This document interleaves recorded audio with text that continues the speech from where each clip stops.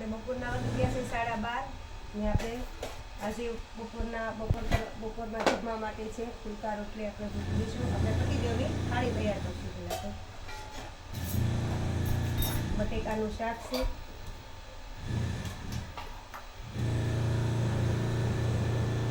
બટેકાનું શાક આપી દઈશું અને કાકડી અને કેરી અને કચુંબર આપી દઈશું સાઈડમાં.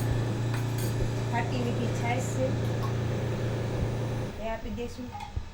અને આપણે બનાવ્યા છે આજે દાળ અને ભાત. તો ચાલો બધાય બપોરા કરવા.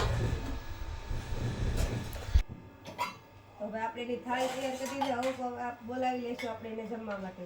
તો ચાલો હવે પતિદેવ જમવા માટે આવી જાઓ. ચાલો આવી જાઓ. હવે તમારી થાળી છે તૈયાર. શું વાત છે આ તો.